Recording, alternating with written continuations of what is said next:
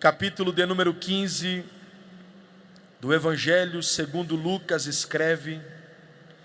Eu gostaria de ler com vocês a partir do verso de número 11, que está escrito assim: E continuou: certo homem tinha 2 filhos. O mais moço deles disse ao pai: Pai, dá-me a parte dos bens que me cabem. E ele lhes repartiu os haveres. Passados não muitos dias, o filho mais moço, ajuntando tudo o que era seu, partiu para uma terra distante, e lá dissipou todos os seus bens, vivendo dissolutamente. Depois de ter consumido tudo, sobreveio àquele país uma grande fome, e ele começou a passar necessidade. Então ele foi e se agregou a um dos cidadãos daquela terra, e este o mandou para os seus campos a guardar porcos. Ali desejava ele fartar-se das alfarrobas que os porcos comiam, mas ninguém lhe dava nada. Então, caindo em si, disse: Quantos trabalhadores de meu pai têm pão com fartura, e eu aqui morro de fome.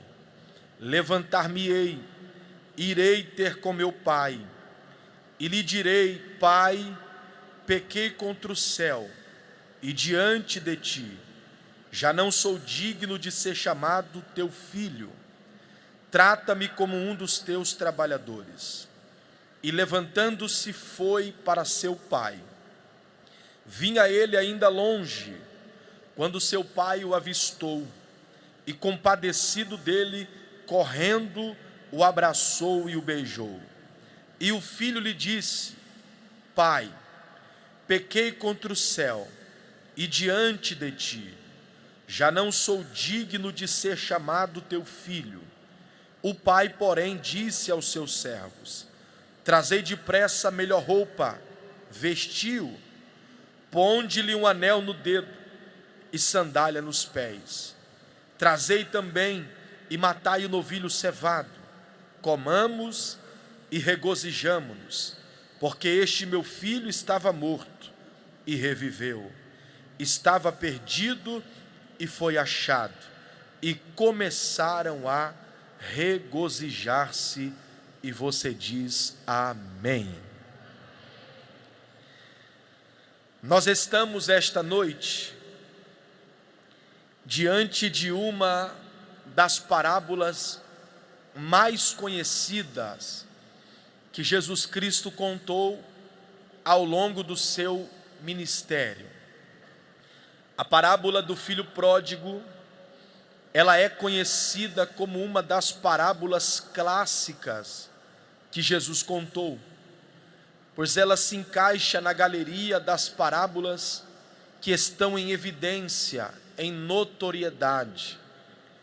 Diferente do que alguns acreditam, Jesus, como o maior e o príncipe de todos os pregadores, Jesus sempre se utilizava desta ferramenta, chamada de parábola, para transmitir alguns ensinamentos. Pois na época de Jesus, era costume dos rabinos, dos fariseus, dos doutores da época, se utilizarem de parábola para transmitir as suas pregações, os seus ensinamentos. Porque parábola nada mais é do que uma pequena narrativa, aonde se utiliza de alegorias para extrair algumas verdades, sejam elas morais ou espirituais. Jesus falava por parábolas para explicar verdades complexas de maneira fácil. Ele pegava o que era complicado e, através de uma parábola, ele simplificava aquilo que ele queria transmitir e ensinar para a multidão que lhe ouvia. Então Jesus contou diversas parábolas. parábolas. Dentre as mais conhecidas está a parábola do bom samaritano, a parábola dos talentos, a parábola do semeador, a parábola das 10 virgens e também está a parábola do filho pródigo. Esta parábola tem sido motivo de alguns debates dentro de classes teológicas, porque alguns acreditam que o capítulo 15 se trate de 3 parábolas: a parábola da ovelha perdida, a parábola da dracma perdida e a parábola do filho pródigo. Outros, por sua vez, acreditam que se trate de uma parábola dividida em 3 partes. Eu, particularmente, acredito que se trate de uma história dividida em 3 partes. Pastor, mas baseado no que o senhor chega a essa conclusão? Baseado no que a Bíblia diz.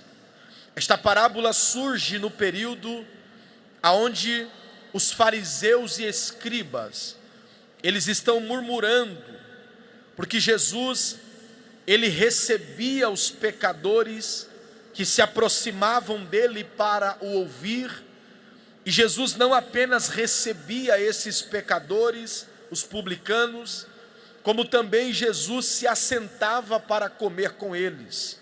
E claro, isso para o sistema religioso da época era uma grande afronta. Então os fariseus e escribas começavam a murmurar em seu coração, e então Jesus agora vai introduzir esta parábola. Observe que o que diz no capítulo 15, no verso 3, o texto diz: então Jesus lhe propôs esta parábola. Se você analisar, você vai perceber que o texto não está no plural, o texto não está dizendo que Jesus lhe propôs estas parábolas, mas o texto está no singular, e Jesus lhe propôs esta parábola. Então eu acredito que se trate de uma história dividida em 3 partes. Se você analisar essas histórias, você vai perceber que elas se encaixam, elas se completam. E o terceiro motivo que me leva a acreditar que essa história é uma só, dividida em 3 partes, é como está o versículo 11, porque o verso 11 diz assim: e continuou. Então observe que Jesus está dando continuidade a uma história que ele já começou a contar. Então, mais uma vez, eu acredito que se trata de uma história dividida em 3 partes. Na primeira parte dessa história, Jesus fala de um pastor que tinha 100 ovelhas, e uma dessas ovelhas se perde. O pastor então deixa as 99 segura e vai em busca da ovelha que havia se perdido. Diz a Bíblia que ele, encontrando-a, ele a põe sobre os ombros, volta, chama os amigos, os vizinhos e promove uma festa em sinal de alegria por ter encontrado a ovelha perdida.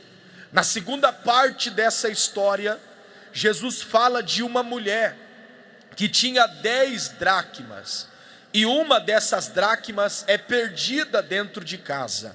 A mulher então acende a candeia, varre a casa, e encontrando a dracma perdida, não obstante, ela faz a mesma coisa que o pastor de ovelhas, chama as amigas, as vizinhas, e também promove uma festa em sinal de alegria por ter encontrado a dracma perdida. Na terceira parte dessa história, Jesus vai mudar o rumo da história. Por quê? Porque primeiro ele fala de um animal, depois ele fala de um objeto. Só que agora Jesus vai inverter a moral da história, e ele vai colocar agora um pai e 2 filhos. O texto diz que certo homem tinha 2 filhos, e o mais novo, o mancebo da casa, vai até o pai, e ele vai fazer um pedido inusitado, porque ele olha para o pai e diz: pai, dá-me a parte dos bens que me pertence. Pastor, por que isso é um pedido inusitado? Ora, a cultura judaica é totalmente diferente da nossa cultura. A nossa cultura, os filhos só têm direito à herança do pai após a morte dos seus pais. Na cultura judaica não. Os filhos poderiam desfrutar da herança dos seus pais enquanto seus pais ainda estavam em vida. Os filhos poderiam desfrutar da herança do pai antes da morte do seu pai. Só que isso teria que partir do pai e não do filho. Se você ler Gênesis capítulo 25, você vai ver que Abraão deu a Isaque a sua herança antes de morrer. Só que isso partiu de Abraão e não de Isaque. O filho pode sim desfrutar da herança do pai antes da morte do pai. Só que essa atitude, essa iniciativa, ela tem que partir do pai e não do filho. Só que Jesus deixa claro para nós, adolescentes, que quem tem a iniciativa aqui não é o pai. Quem tem a iniciativa aqui é o filho. O filho é quem vai ao pai e diz: pai, dá-me a parte da herança que me pertence. E aí o texto diz assim, e ele, o pai, lhes repartiu os haveres. Essa expressão lhes repartiu me chama a atenção. Por quê? Porque isto significa que o pai, ele deu a parte do filho que pediu, mas também reservou, guardou, separou a parte do filho que não pediu nada, que no caso é o irmão mais velho. O texto diz que o pai lhes repartiu, deu a parte do filho mais novo, mas também reservou a parte do filho mais velho. E detalhe, o filho mais velho, segundo a lei de Moisés, ele tem direito a 2/3 da herança do seu pai. O filho mais novo, apenas 1/3 da herança do pai. Mas mesmo ele tendo direito, a sua menor parte ele quer receber. E aí o texto diz que o pai dá. O filho pede, o pai dá. O filho pede, o pai lhe entrega. E até aí, tudo bem. O filho se antecipa, fora do tempo, vai lá, pede herança, e o texto diz que o pai lhe dá. Só que o problema começa a partir do versículo 13. Porque no versículo 13 o texto diz: passado não muitos dias, o filho mais novo, ajuntando tudo que era seu, olha o que diz o texto, partiu para uma terra distante. Aqui está o problema do filho pródigo. O problema do filho pródigo não foi simplesmente pedir a herança fora do tempo. Até aí, tudo bem. O problema do filho pródigo está no versículo 13, porque diz a Bíblia que depois que ele recebe a sua parte da herança, atente para isso aqui, ele ajunta tudo. Essa expressão ajuntando tudo aqui é ele transformando em dinheiro a herança do seu pai. E aí Jesus diz que ele ajunta tudo e parte para uma terra distante. O problema do filho pródigo foi querer desfrutar longe do pai aquilo que o pai lhe deu aqui dentro.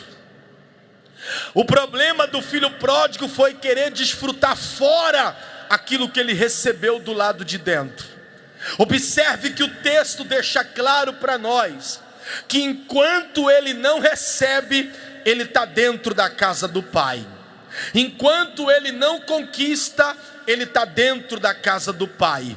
Enquanto o pai não lhe dá, ele está dentro da casa do pai. Mas no dia que ele recebeu, conquistou e que o pai lhe deu, o texto diz que ele partiu para uma terra distante. Eu abro um parêntese aqui para te dizer algo muito sério. Tudo que o Pai te deu é para ser usado e desfrutado dentro da sua casa. O Pai não vai te dar nada para você desfrutar do lado de fora. O Pai não vai te dar nada para você usufruir do lado de fora. Tudo que o Pai te deu é para ser usado e desfrutado dentro da casa do Pai. Glória, aleluia. Essa voz que Deus te deu não é para cantar música mundana, não é para cantar música secular, não é para cantar pagode, forró, funk, não.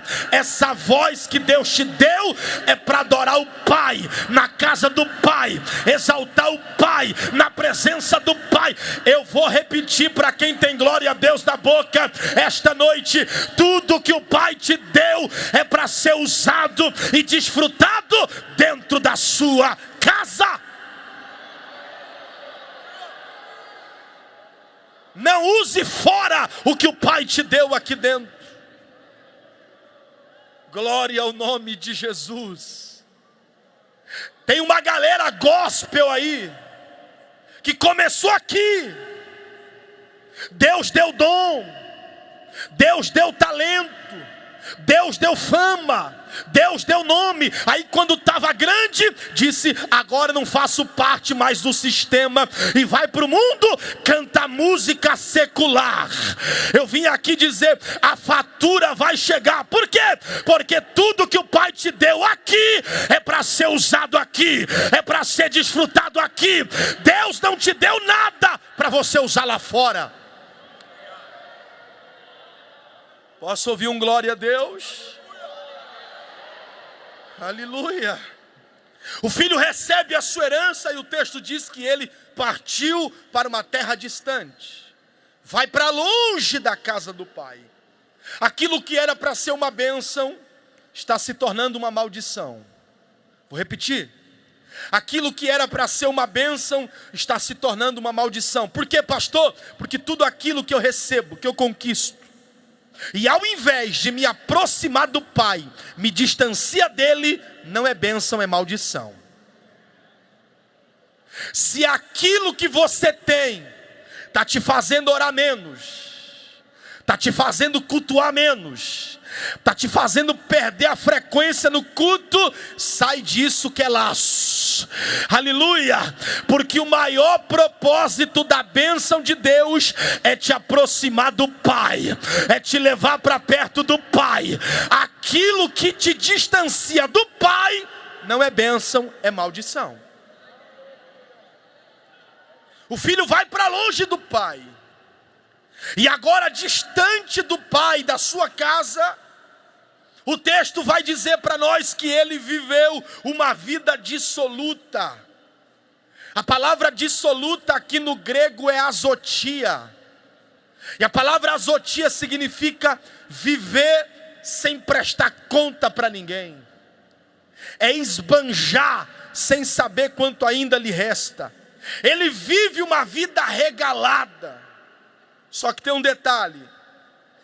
Versículo 14. O texto diz: depois de ter consumido tudo. Olhe para mim, adolescente.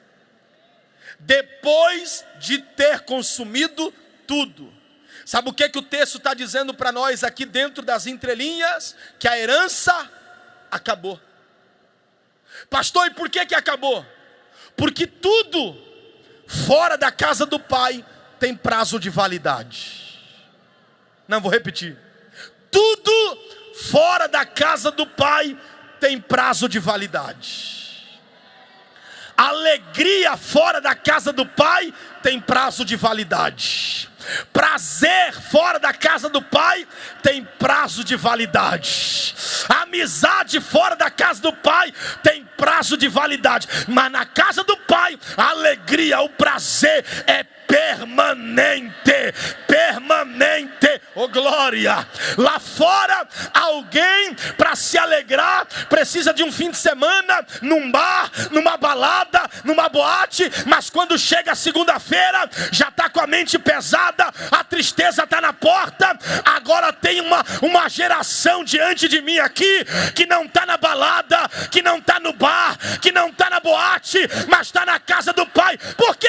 Porque nós sabemos que aqui nós temos uma alegria que não é passageiro. Eu estou pregando para adolescente aqui, que se te virar dos avessos, não cai uma moeda de 10 centavos, mas desde o culto começando, você está dando glória, está adorando, está exaltando. É porque para nós, a alegria não depende de bens materiais. A presença do Pai é suficiente. Aleluia. Glória ao nome de Jesus. Tudo fora da casa do Pai tem prazo de validade. A herança acaba, o dinheiro acaba. Irmãos, e olha a contrapartida do texto. Diz a Bíblia que a herança acaba e ao mesmo tempo sobreveio àquele país uma grande fome. E o moço, o jovem, que tinha tudo na casa do pai, o texto diz que agora ele começa a passar necessidade. Tinha tudo na casa do pai, mas agora está enfrentando privação. E o pior é que o texto diz que ele se achega a um dos cidadãos daquela terra, e este o mandou aos seus campos a guardar porcos, ou a cuidar de porcos. Este jovem aqui chegou no pior lugar que um judeu poderia chegar. Vocês sabem melhor do que eu, que judeu não come carne de porco, porque os porcos para os judeus eram animais impuros. E a única ocupação que este moço conseguiu arrumar foi de cuidar de porcos. Isso aqui para um judeu era abominável. Isso aqui para um judeu era o fundo do poço. Ele começa a se lembrar que outrora ele estava comendo na casa do pai, na mesa do pai. Só que agora, aleluia, ele deseja comer a comida que os porcos comiam. Comia na mesa, agora está querendo comer no chiqueiro. Porque o diabo faz isso com o ser humano.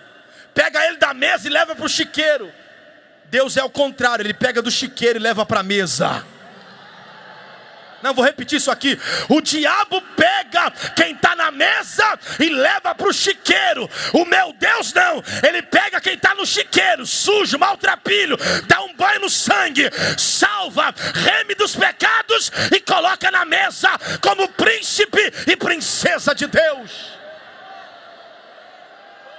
Se isso não te constrange, diga para alguém que está do teu lado, te alegra. Você está na mesa do Pai. Aleluia. Enquanto tem muita gente numa hora dessa no chiqueiro, você está na mesa do Pai, comendo o banquete que o Pai te serve essa noite. Olhe para mim, olhe para mim. Este jovem, agora ele não tem mais dinheiro, ele não tem mais herança, não tem mais a mesa do Pai. E o que lhe resta para ele é desejar comer as alfarrobas que os porcos comiam. Não é lavagem, tá, gente? Eu já vi um pregador dizendo que ele queria comer lavagem. Não é lavagem. A alfarroba aqui é uma planta da família da vagem. Ela era cozida, servida aos escravos, e o que sobrava se jogava aos animais. Ele deseja comer comida de escravo. Só que olha como diz o texto, irmão. Está escrito assim, ó, e ninguém lhe dava nada. E ninguém lhe dava nada. Porque lá fora é assim. Enquanto você tem herança para oferecer, para proporcionar, você está rodeado de pessoas. Mas na hora que você não tem mais herança, não tem mais dinheiro, não tem mais nada a oferecer, você vive esse texto: e ninguém lhe dava nada. Porque fora da casa do Pai, você vale o que você tem. Dentro da casa do Pai, você vale o que você é. Deus, quando olhou para você e te escolheu, Ele não foi pesquisar a tua conta bancária. Deus, quando olhou para você e te escolheu, Ele não pesquisou qual era a casa que você morava, qual era o teu grau de conhecimento na sociedade. Quando Deus olhou para você e te escolheu, Ele não pesquisou o teu currículo, se você tinha faculdade, curso superior. Ele olhou para você e disse: é você que eu quero, é você que eu quero, é você que eu vou levantar, eu vou... Ai, ai, ai, ai, ai.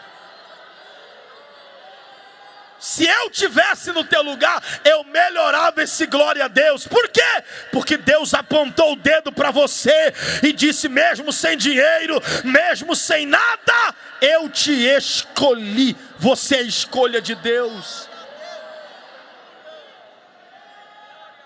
Olhe para mim. Se nós olharmos para a história do filho pródigo, o texto diz no versículo 17, isso aqui me cativa, porque ele agora está sem dinheiro, sem herança, sem o pai, sem a casa do pai, sem amigos, porque o texto diz que ninguém lhe dava nada, sem dignidade e sem moral, porque ele está cuidando de porcos. Isso aqui para um judeu era abominável. Só que nesse estado, gente, nesse estágio de depravação, oh glória, o texto diz que ele vai cair em si. E eu gosto disso, porque quando a Bíblia usa esse termo, e caindo em si, é mais ou menos o texto dizendo para nós: ele acordou para a vida, saiu da ilusão, estava perdido, mas agora se encontrou. E olhe para cá, que isso aqui é muito forte. Quando o filho pródigo decidiu se distanciar do pai de corpo, é porque o seu coração já estava muito longe do pai faz tempo. Vou repetir. Quando o filho pródigo decide ir embora de casa, se distanciar do pai de corpo, é porque o seu coração já estava longe do pai há muito tempo. E aí o texto diz que ele sai e vive uma vida regalada, esbanjando. Longe do pai, o filho pródigo entrou num estágio de declínio moral e espiritual. Porque longe do pai, pessoas vivem uma vida imoral e depravada. É por isso que lá fora não há limites para o pecado. Porque para quem está longe do pai, fazer coisas abomináveis diante de Deus é normal. Não espere que o mundo lá fora venha se policiar. Nós estamos caminhando dia após dia para uma depravação moral no meio da sociedade, porque para quem está longe do pai, isso é normal. Só que ele cai em si. E eu preciso abrir um parêntese aqui, porque tem algo ardendo no meu coração. Sabe o que me dói dentro desse texto, gente? Atente para isso. É que o filho decide sair de casa. O filho decide ir embora de casa. O filho decide se distanciar do pai. E o que me dói aqui é que eu não vejo o pai dele dizendo para ele: não vai. Eu não vejo o pai dele dizendo para ele: fica. Eu não vejo o pai do filho pródigo insistindo para ele, dizendo: não vai não, você é muito novo, não é a hora. Eu não vejo o pai dele dizendo: quem manda em você sou eu, fica aqui, você não vai sair. Eu fui orar, orando a Deus, eu disse: Deus, eu sou pai agora. O meu filho, dia 27 desse mês, completa 6 meses de vida. E eu disse para Deus: eu iria insistir para o meu filho a ficar. Eu iria insistir para ele não ir embora. Mas por que o pai do filho pródigo não insiste para ele ficar? Por que o pai do filho pródigo não força ele ficar, não obriga ele ficar? Aí Deus falou no meu coração: sabe por quê? Porque o pai não quer ninguém forçado ou obrigado na sua casa. Se for para ficar, que seja por amor e não por obrigação. Se for para permanecer, que seja por gratidão e não por força. Eu vou liberar para quem tem glória a Deus esta noite. Deus não te quer forçado aqui, adolescente. Deus não te quer obrigado aqui. Não, eu vou para o congresso, porque senão minha liderança vai puxar minha orelha. Eu vou cantar, porque senão meu pastor vai brigar comigo. É melhor nem cantar, é melhor nem fazer. Se for para fazer por obrigação, se for para fazer por força, é melhor não fazer, porque Deus te quer, mas Ele te quer por amor, Ele te quer por gratidão. Eu acredito que eu estou pregando para alguém que não veio obrigado, não veio forçado, não veio porque alguém insistiu, veio porque tem prazer de estar na casa do Pai, adorando ao Pai. Deixa eu ver se tem. Só quem veio por amor, só quem veio por gratidão, levanta essa mão para adorar agora. Se for para pregar, prega com amor. Se for para cantar, canta com amor. Se for para liderar, lidera com amor. Se for para fazer, faça, mas faça com amor.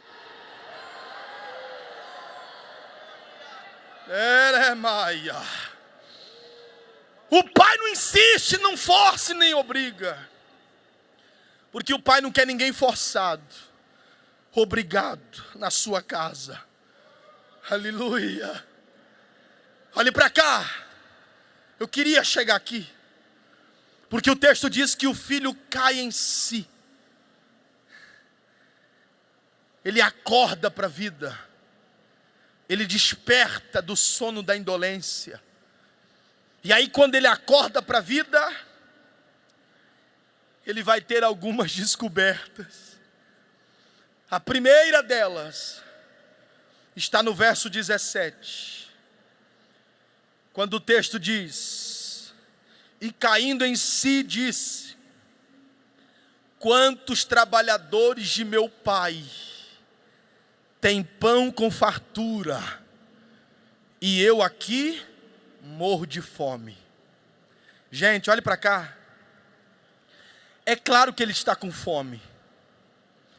O trabalho que lhe cabia não dava nem para saciar o seu estômago, a ponto de ele desejar comer a comida que os porcos e os escravos comiam. Então ele está com fome. Ele quer voltar a comer o pão da casa do pai. Só que quando ele usa essa expressão, os trabalhadores de meu pai têm pão com fartura, literalmente ele está falando de pão que alimenta a carne, claro. Mas há também um viés espiritual nesse texto. Quando ele usa essa expressão que os trabalhadores do pai têm pão com fartura, ele também está falando de estilo de vida. Ele está falando de modo de viver. Por quê, pastor? Porque pão na Bíblia representa a vida. Pão na Bíblia tipifica a vida. Quer ver? Jesus falou sobre isso. João 6,35, Jesus disse: eu sou o pão da vida. Porque pão na Bíblia representa a vida.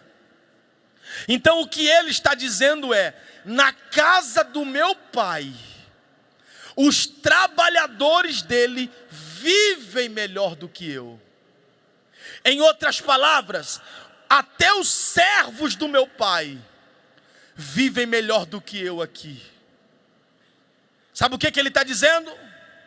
Que o servo mais desprovido na casa do pai, o mais desprovido, ele carrega uma riqueza que nenhum grande empresário lá fora possui. Vou repetir. O servo mais desprovido na casa do pai, ele tem uma riqueza em sua vida que nenhum dono de multinacional lá fora carrega, que é a presença do Espírito de Deus. Quando ele usa essa expressão, os trabalhadores do meu pai têm pão com fartura, ele está falando de estilo de vida. Vou melhorar para você. O que ele está dizendo é: eu andei o mundo afora, vivi do jeito que eu poderia viver, gastei a herança do jeito que eu poderia gastar, esbanjei. Só que eu descobri uma coisa: o que é filho pródigo? Não existe vida fora da casa do pai. Não, vou repetir. O que ele está dizendo é: eu vaguei o mundo lá fora, vivi do jeito que eu poderia, gastei do jeito que eu poderia, provei muitas coisas, mas descobri, nada disso me deu vida. Só existe vida dentro da casa do pai. Dentro da casa do Pai. Aleluia, glória ao nome de Jesus.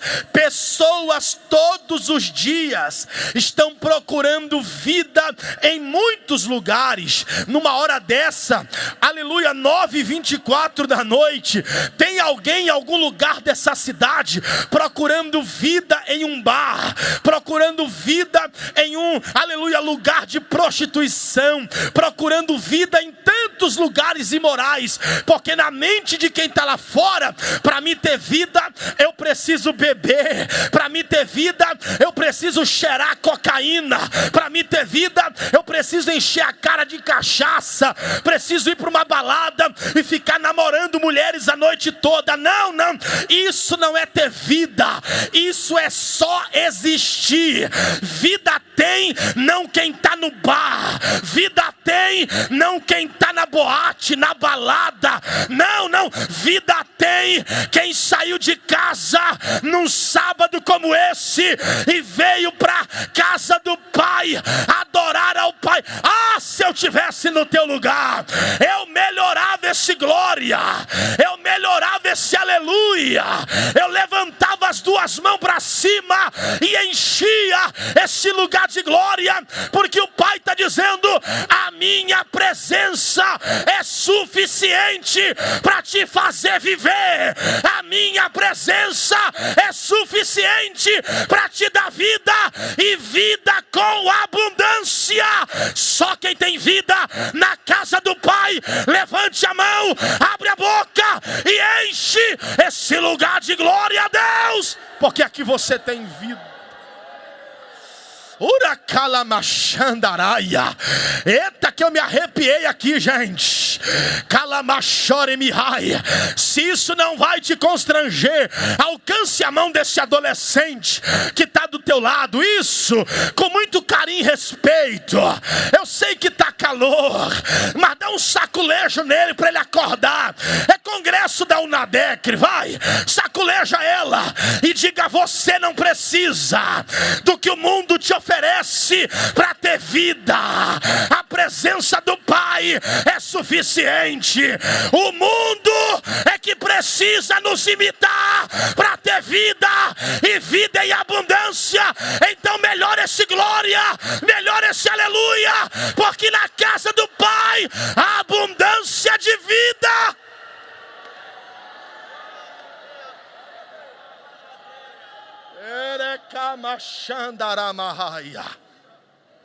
Nós não precisamos fazer o que o mundo faz para ter vida. O mundo é que precisa nos imitar para ter vida e vida em abundância. Olhe para cá. Se nós fazermos uma exegese básica da história do filho pródigo, nós iremos perceber que o filho pródigo perdeu tudo. Diga comigo, perdeu tudo. Ele perdeu a casa do pai, ele perdeu a herança, ele perdeu os amigos, ele perdeu a dignidade e a moral. Ou seja, ele perdeu tudo. Só que, pastores, eu descobri que teve uma coisa que o filho pródigo não perdeu. Ele perdeu a herança? Perdeu, é verdade. Ele perdeu a casa do pai? Perdeu, é verdade. Ele perdeu os amigos? Perdeu. Ele perdeu a dignidade e a moral? Também perdeu. Mas ele não perdeu o amor do pai.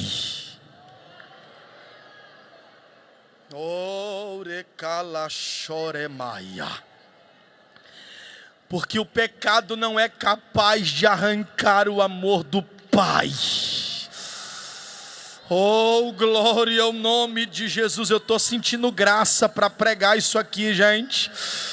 O pecado não é capaz de arrancar o amor do pai. Quer ver? A Bíblia diz, glória, Romanos 3:23, todos pecaram e destituídos estão da glória de Deus. Em outras palavras, perdemos tudo, mas lá vem João, capítulo 3, versículo 16, mas Deus amou o mundo de tal maneira. O pecado arrancou tudo da humanidade, mas o pecado não foi capaz de arrancar o amor de Deus da humanidade. Te alegra essa noite, te alegra nessa oportunidade. Você perdeu tudo, mas não perdeu o que era melhor: o amor do Pai, a graça do Pai. O Pai te amou, mesmo estando nós em pecado. E você sabia que é por isso que o diabo nos odeia? Um dos motivos pela qual o diabo nos odeia tanto está aqui. Olhe para cá. Todas as vezes que o filho pródigo se refere ao pai, ele continua dizendo: meu pai. Todas as vezes que o filho pródigo se refere ao pai, ele continua dizendo: meu pai. Sabe por quê? Porque ele sabe que ele não perdeu a sua filiação. Vou melhorar. Escute isso. Eu já conheci na igreja ex-pastor. Eu já conheci na igreja ex-macumbeiro. Eu já conheci na igreja ex-ladrão. Já conheci na igreja ex-traficante. Já conheci na igreja ex-matador. Já conheci na igreja ex-esposo. Já conheci na igreja ex-esposa. Já conheci na igreja ex-alcoólatra. Mas eu nunca conheci um ex-filho.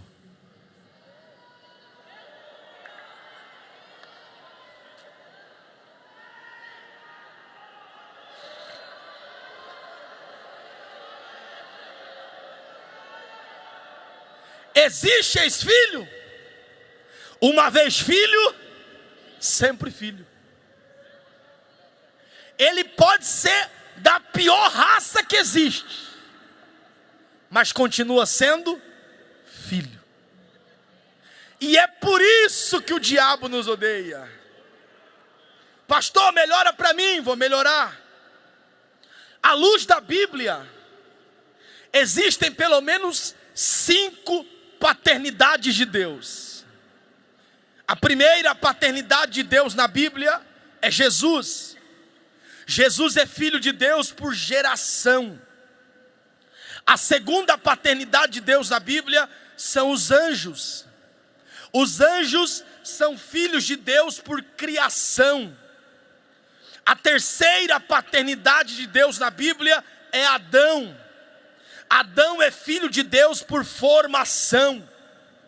A quarta paternidade de Deus na Bíblia Israel. Israel é filho de Deus por eleição. E a quinta paternidade de Deus na Bíblia é a igreja. A igreja é filho de Deus por adoção. Então Satanás também era filho de Deus. Por quê, pastor? Porque ele é um anjo, caído, mas é anjo, era um querubim. Então ele se enquadra na galeria dos filhos por criação, que são os anjos. Só que tem um detalhe: por causa do seu pecado, ele foi destituído dessa posição. Ele perdeu o amor do Pai e perdeu a filiação. Satanás não pode chamar Deus de Pai. E é por isso que ele te odeia, me odeia. Por quê? Lá vai, adolescente.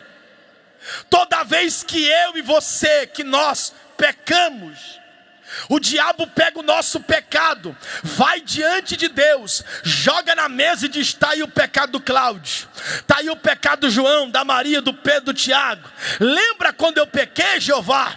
No dia que eu pequei, eu perdi o teu amor e fui destituído da minha filiação. Não posso te chamar mais de pai. Já que eles pecaram, eles também têm que perder a filiação. E sabe o que é verdade? Porque pela lei, quem peca tem que morrer. Só que quando o Supremo Juiz vai pegar o martelo para me condenar, 1 João 2, filhinhos, estas coisas vos escrevo para que não pequeis. Mas se pecar, lembra, tem um advogado diante do Pai. Quando o Supremo Juiz vai pegar o martelo para me condenar, lá vem o nosso advogado, Jesus Cristo. Pai, lembra dos cravos nas mãos, lembra da coroa de espinhos, lembra da lança que me transpassaram. Foi para esse momento que eu derramei o meu sangue. Então Espírito Santo, vai lá no grande templo hoje, lá em Cuiabá, no Mato Grosso, e avisa para o Unadecre: maior que o pecado deles é o sangue do Cordeiro, que já te lavou e já te remiu de todo o pecado. Deixa eu ver quem recebe, pode deixar. Deixa eu ver quem recebe, oh glória. Segura a mão lá em cima que eu vou liberar. Segura a mão lá em cima que eu vou liberar. Toda vez que o diabo quiser jogar o teu pecado na tua cara, a tua falha na tua cara, joga na cara dele o sangue do Cordeiro e diga: Satanás, maior que o meu pecado é o sangue, é o sangue, é o sangue daquele que morreu, mas ao terceiro dia ele ressuscitou. Tem alguém para adorar? Tem alguém para adorar? Tem alguém para adorar? Só quem já foi perdoado, levante a mão, abre a boca e enche esse lugar de glória. Eu vou deixar você adorar. Tem alguém perdoado ali, ó. Tem alguém perdoado aqui na frente. Tem alguém que já foi perdoar. Faz o barulho que o diabo não gosta, porque ele tem que engolir a seco. Ele pecou e não teve advogado, mas nós temos um advogado justo e fiel.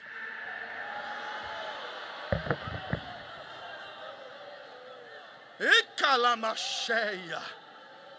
Glória ao nome de Jesus. Olha para alguém aí, diga para ele, diga para ela: ele já te perdoou. Fala para ela: ele já te perdoou. Vá e não peques mais. Ele é me assai, joré me afaia. E calamachandaraia. Levanta as duas mãos para cima se você pode. Ai, ai, ai, glória. Eu estou recebendo a autoridade de Deus aqui, pastor Rodolfo. Emanacandaramaia. Há uma graça que começa a pairar nesse ambiente. E eu já estou ouvindo línguas repartidas como de fogo aqui à minha direita. Emaracalamaia. Aonde tiver alguém que já foi perdoado pela cruz do Calvário, a glória, a graça, o poder começa a te tocar agora. Começa a te... Eleide Amaia, Calamaçandarácia. Deixa eu ver quem recebe. Abre a boca para... O Camachere Amaia. E Camacianda. É Baramância. Glória ao nome de Jesus. Eu estou ouvindo línguas aí, gente. Remanachanda Maia. Ah, se tiver alguém ligado comigo aqui, Reminassi Candaramaia. Daqui a alguns minutos, uma glória sobrenatural vai invadir esse ambiente. Elemaidiose, Remiafa, Remanacanderemacheia. Uracama séria Maia. Papai me disse: Cláudio, eu vou presentear os adolescentes com uma glória sobrenatural. Eleia Maia, olha lá, olha lá, olha o que está descendo na cabeça de Enicama. Deus está me dizendo: quem não pregava vai passar a pregar, quem não cantava vai passar a cantar, quem não orava vai passar a orar. Há uma glória tomando esse Eleidia Camanacianda.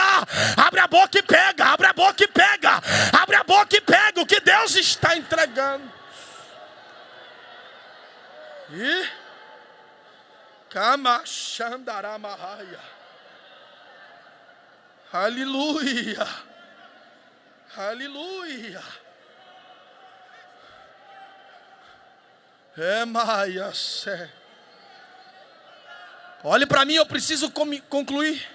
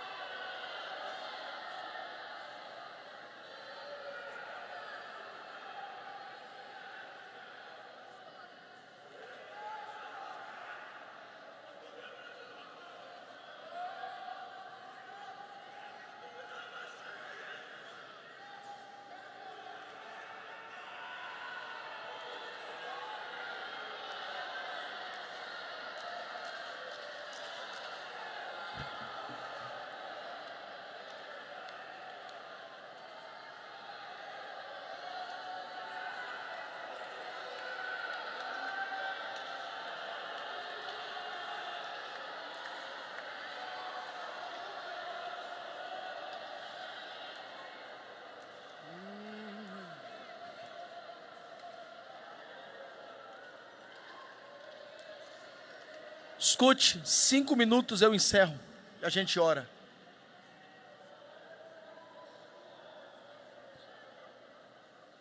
Por 3 vezes. Quantas vezes eu disse? Por 3 vezes. O filho pródigo faz menção do pai. E nenhuma vez ele faz menção da casa do pai. Vou repetir. Por 3 vezes, o filho pródigo faz menção do pai, e nenhuma vez ele faz menção da casa do pai. Quer ver? Primeira vez, capítulo 15, versículo 17. O texto diz: e caindo em si, disse: quantos trabalhadores de meu pai tem pão com fartura e eu aqui morro de fome. Falou do pai, mas não falou da casa. Segunda vez, versículo de número 18, o texto diz: levantar-me-ei, irei ter com meu pai. Falou do pai, mas não falou da casa. Terceira vez, versículo 20, o texto diz: e levantando-se, foi para seu pai. Falou do pai, mas não falou da casa. Por 3 vezes o filho pródigo se refere ao pai, e nenhuma vez ele se refere à casa do pai. Pastor, por quê? O correto não seria o texto dizer: levantar-me-ei e voltarei para a casa do meu pai? Ou o texto dizer: e levantando-se, voltou para a casa do pai? Mas não é isso que o texto diz. O texto diz: levantar-me-ei, irei ter com meu pai. E levantando-se, foi para seu pai. Pastor, por que ele faz menção do pai e não faz menção da casa do pai? Lá vai. Porque para o filho pródigo, melhor do que ter a casa do pai é ter o pai da casa. Melhor do que estar na casa do pai é estar com o pai da casa. Oh, glória ao nome de Jesus. O problema é que tem gente que se envolve muito com a casa do pai e esquece de se envolver com o pai da casa. Tem gente que se relaciona muito com a casa do pai e esquece de se relacionar com o pai da casa. Eu vim aqui dizer: melhor do que ter a casa do pai é ter o pai da casa, é estar com o pai da casa. Pergunta para esse adolescente: veio pelo pai ou veio pela casa? Fala para ele aí: veio pelo pai ou veio pela casa? É muito fácil conhecer alguém que só vem pela casa do pai, pastores. Pastor, como é que eu sei alguém que só veio pela casa? Quem só vem pela casa só vem para pregar.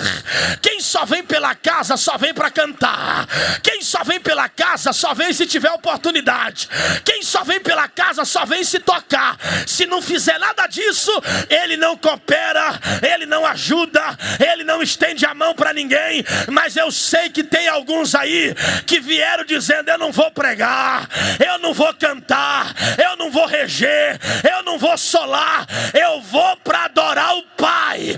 Independente da oportunidade, eu vou adorar o pai. Deixa eu ver quem veio pelo pai.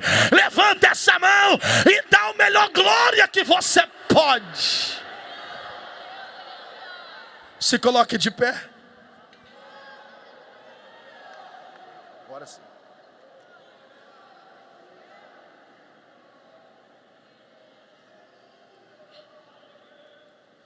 A rede social está fazendo muita gente conhecida na casa do pai. Camarada dormiu com 10 mil seguidores, acordou com 1 milhão. A casa do pai no Brasil inteiro conhece. Só que eu estava orando no meu quarto, adolescente, e papai falou algo no meu coração que doeu. Papai disse para mim: Cláudio, a rede social pode te apresentar aí embaixo, mas aqui em cima Instagram não funciona. Aqui em cima TikTok não funciona. Aqui em cima YouTube também não funciona. Eu disse: papai, como é que eu faço para ser conhecido aí então? Aí ele disse para mim: só tem um jeito. Mateus 6,6. Entra no quarto, fecha a porta e ora em secreto. Ai, glória. Levanta essa mão, levanta.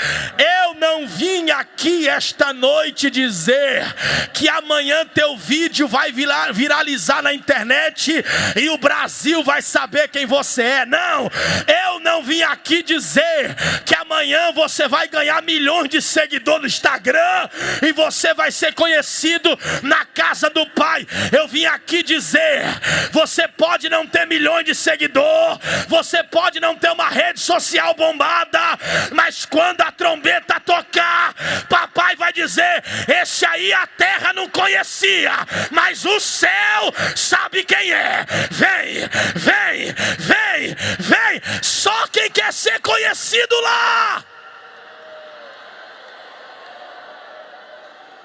Eita glória ao nome de Jesus.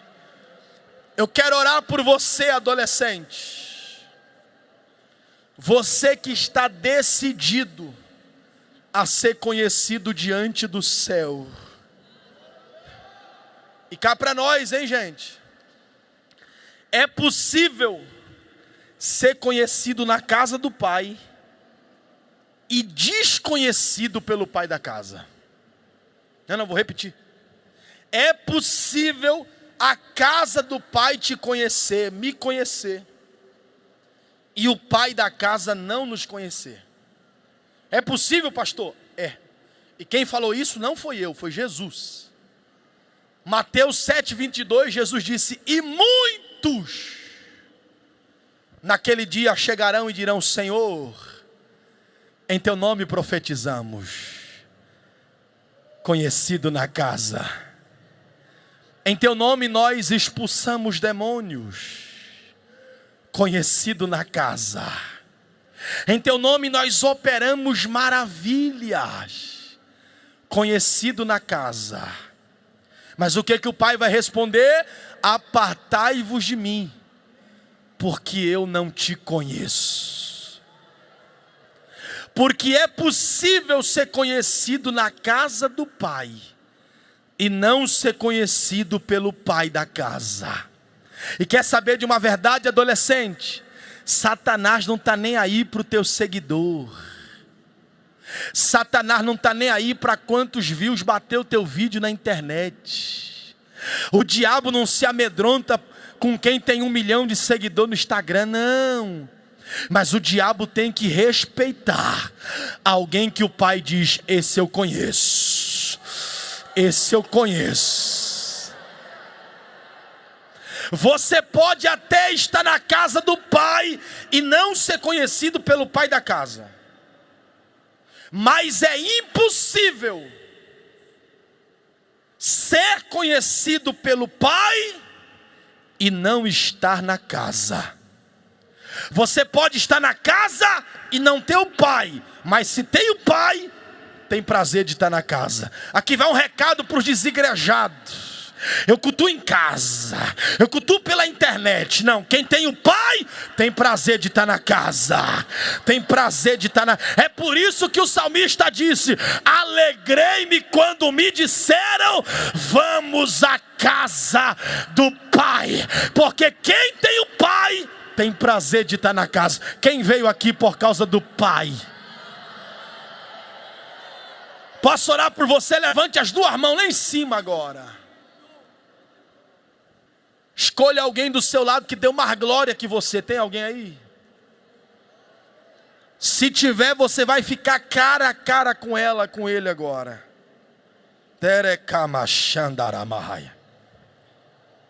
Você vai estender sua mão em direção a ela, a ele. Mas não vai tocar em ninguém. Só vai estender a sua mão. Isso. Olha lá dentro, vou falar como amigo baiano. Olha lá na batata do olho dela. Lá na bolinha preta. Pastor, o olho dela é azul, da glória a Deus, você foi premiado. Segura a mão lá em cima sobre ele, sobre ela, e fecha os olhos agora. Eu conheço a voz do meu Deus. E antes de eu chegar nesse ambiente, o Senhor falou comigo no hotel. Cláudio, eu tenho algo especial para os meus servos. E eu sei que as janelas espirituais estão abertas sobre esse lugar. Deus está cercando esse grande templo nos 4 cantos com uma labareda de fogo e glória. Eu estou pregando para adolescentes espirituais aqui, glória.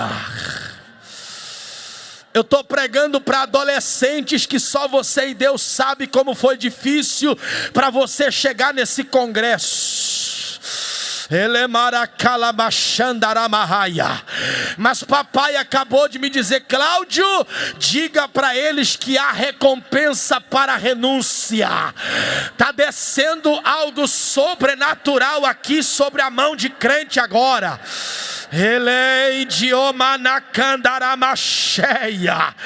Eu vou contar de 1 a 3. Quando eu disser 3, você vai agarrar a mão desse adolescente e vai profetizar para ela e para ele: a unção que Deus me deu aqui, eu compartilho com você agora. Eu conto 1, se prepare para viver o melhor tempo da sua história depois desse congresso. Eu conto 2, uma labareda de fogo, Michael Tocha, está caindo na mão de crente aqui agora. Olha lá, olha lá. Estão dizendo por aí no Brasil que a minha geração é falida, que a minha geração é perdida, que os adolescentes, os jovens da atualidade não gostam de poder, não gostam de unção. Eu vim aqui dizer: é mentira do diabo. Aqui em Cuiabá, no grande templo, os adolescentes são cheios da glória de Deus.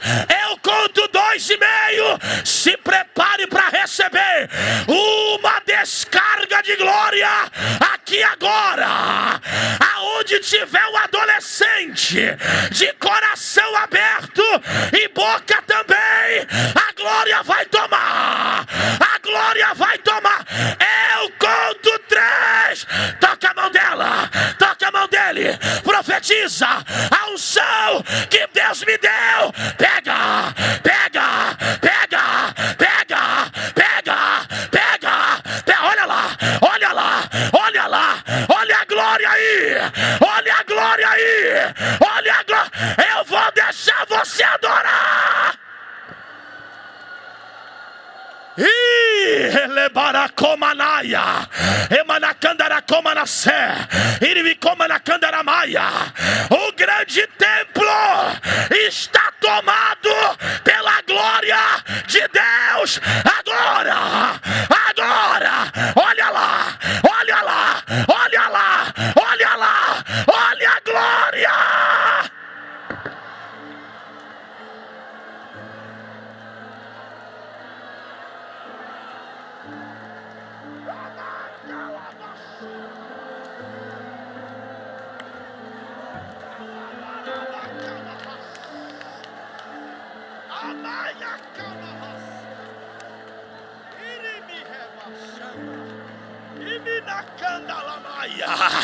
Tem alguém batizado com o Espírito Santo aqui? Emanacandaramaia, Eminicomanacandaracomanacé, Emanacandaracomanacía, Ebaramância, Comanassi Andarábia. Pastor, eu tenho vergonha de falar em mistério. Vergonha é falar palavrão. Falar em mistério é privilégio. Pega a glória, pega a glória, pega a glória. Perrelei de Amaia, Comanassará. Pega!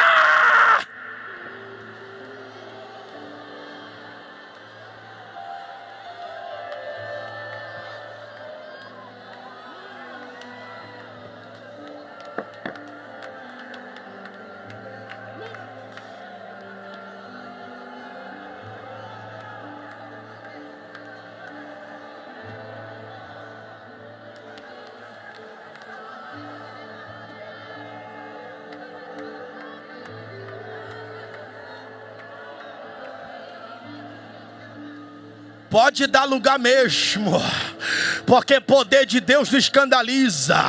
O que escandaliza é pecado, o que escandaliza é adultério, o que escandaliza é fornicação, o que escandaliza é pornografia, o que escandaliza é falar mal dos outros.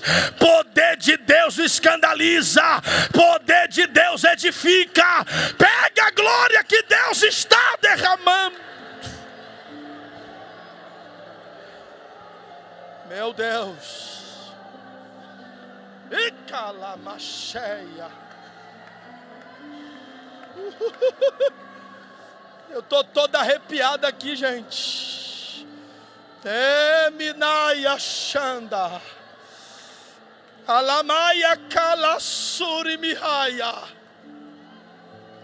Oh, meu Deus. Eu preciso encerrar. Mas eu quero conhecer o primeiro adolescente esta noite, que deseja voltar para a casa do teu pai. Aleluia. Cadê você que tem saudade do pai? Papai está dizendo: eu também tenho saudade de você.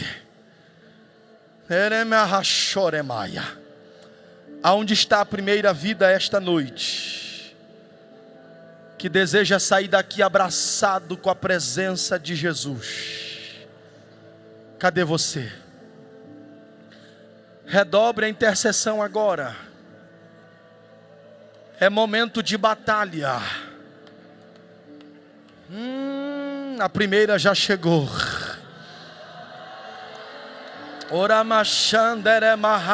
Cadê a segunda? Sai do seu lugar, teu pai está te esperando aqui. Glória.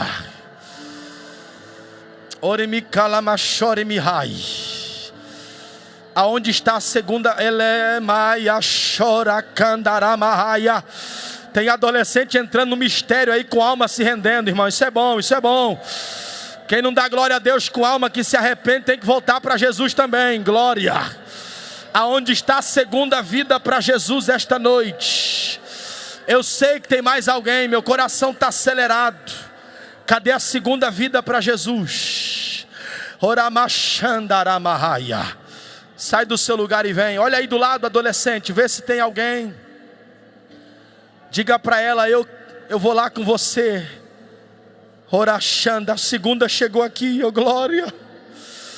Oramaia Xander, a terceira chegou também. Oh Kamachanderemahaya. Isso, sai do seu lugar e vem, é tempo de voltar. Teu pai está com saudade de você. Ora calabara Xandaramahaya. Toma, Satanás. Você achou que não ia ter salvação de almas aqui?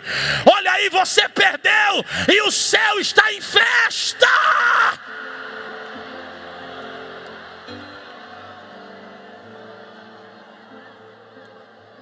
Vem, vem.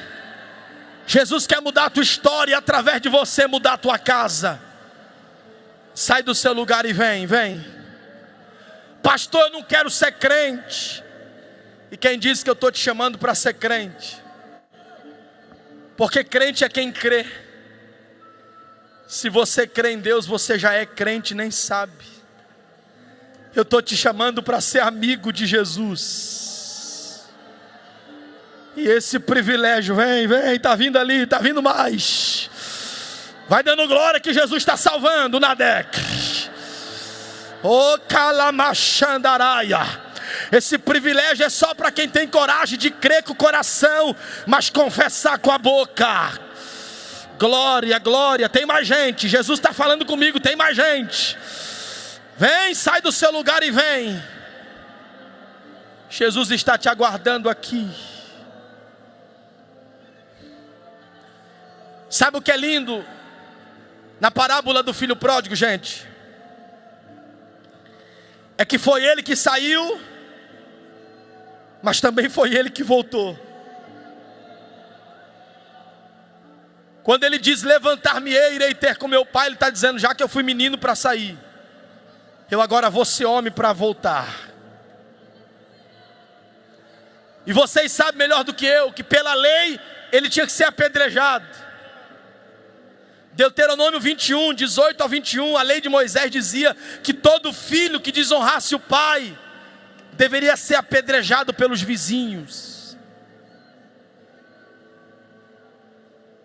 Quando ele está voltando para casa, ele sabe que ele também pode ser apedrejado.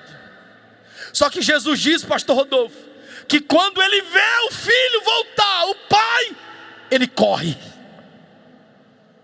O pai corre e o abraça.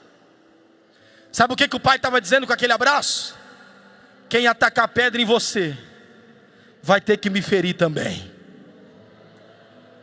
Quem ousar tocar em você, vai ter que tocar em mim também. Papai quer te abraçar, sai do seu lugar, vem. Volta para Jesus hoje. Não está tudo bem do jeito que está. Ele quer mudar a tua história. Tem mais alguém? Eu preciso encerrar. Cadê você? Sai do seu lugar e corre para o altar. Se não tem mais ninguém, que Deus te abençoe e te permita uma próxima oportunidade. Eu estou devolvendo o microfone a quem é de direito.